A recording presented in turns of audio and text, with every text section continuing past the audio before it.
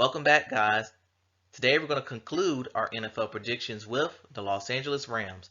And you want to know it's ironic? Last year when I started these predictions, the Rams, because they won the Super Bowl, they were the first team I did predictions for.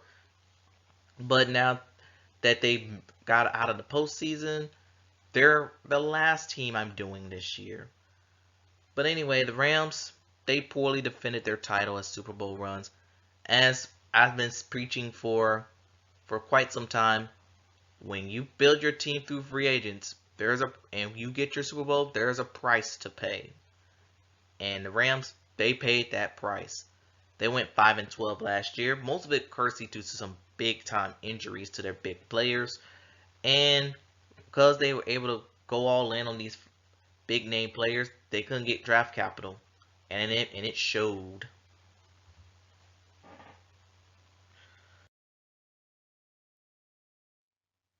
But things weren't looking all too bad for the Rams.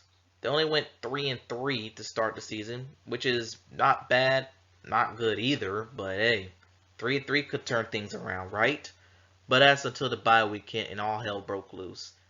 They just got destroyed by the 49ers, ran soft zone against the Bucks, lost to the Cardinals again. Actually, lost to the Cardinals for the first time, and I believe it will be here where one player for the Rams got hurt. I think somebody got hurt.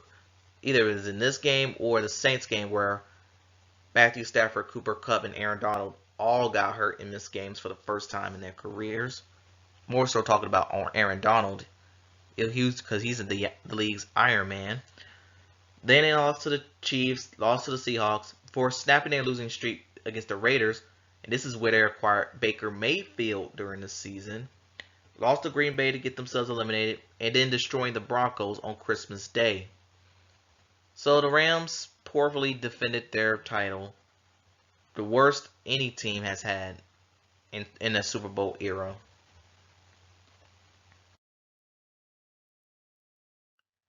And now for some highlights for this team. And one of the biggest highlights they had was Baker Mayfield coming in relief. During the week of where they were supposed to be playing for the Raiders, the Rams announced they were acquiring Baker Mayfield from the Panthers through waivers. 2 days later, he came in onto the field, barely know the playbook, but led a game-winning drive against the Raiders to get them a win. A pretty shocking win at that. And then they demolished the Broncos on Christmas Day in front of a national Nickelodeon audience.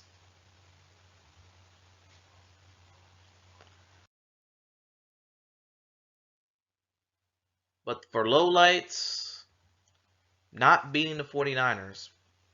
I don't need to explain this. At this point, the 49ers owns the Rams.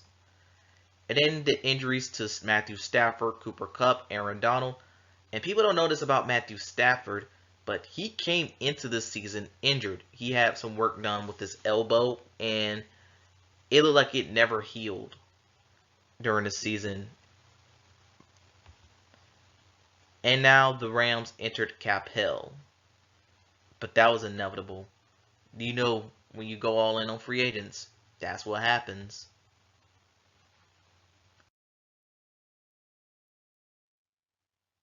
And now for some additions and subtractions, and because of their cap situation, they weren't able to do much. The only guy that I knew who went to the Rams was Brett Rypien, a quarterback who used to play for the Denver Broncos.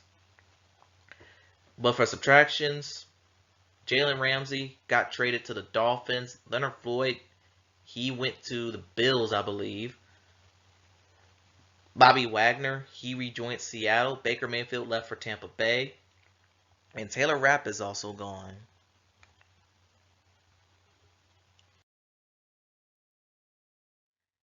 And even though they did not have a first round pick in this year's draft, they had a ton of picks in this draft. And like their second round pick, they took Steve Avila, a guard from TCU. And in the fourth round, they took Stetson Bennett, quarterback from Georgia, who's going to be 26 at some point this year. Now, there's a lot of names on here, and I don't feel like going through them all. But let's just say The Rams did get deeper and younger with the draft.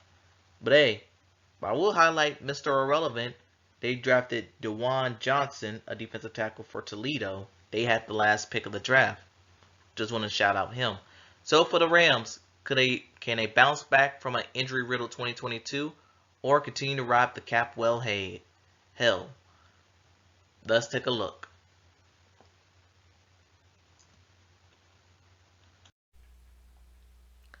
Okay, Rams, last but not least, here's your schedule. Starting off the season, you got to go on the road to take on the Seahawks. In this game, this time, last year they played pretty close both times. But this year, a healthy Matthew Stafford, healthy Cooper Kupp, healthy Aaron Donald, as of the making of this video, will be available for this game. As long as those three guys stay healthy, I think the Rams could do some damage in this. Could be like a sleeper team in the NFC.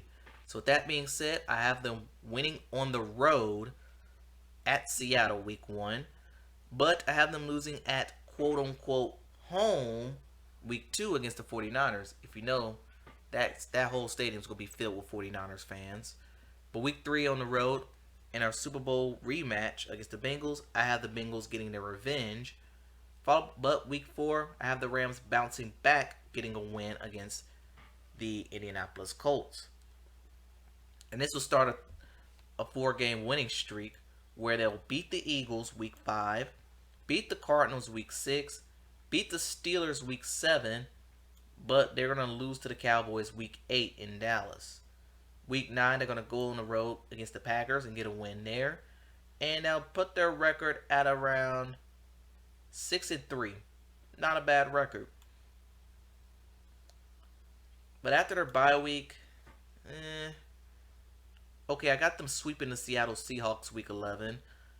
I got them losing to the Cardinals for some reason week 12. I don't have the Cardinals going winless this year.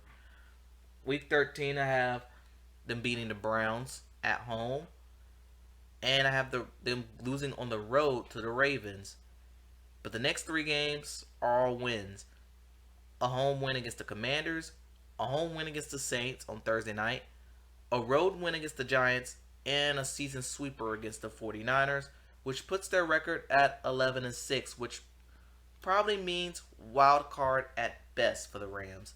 But like I said throughout this video, if Matthew Stafford, Cooper Kupp, Aaron Donald, if those 3 guys stay healthy and the Rams resemble some form of an offensive line, this team could be back dangerous than like they were in the Super Bowl. So let me know in the comments below what record you think the Rams are going to have. Thanks for watching, and I'll see you next time.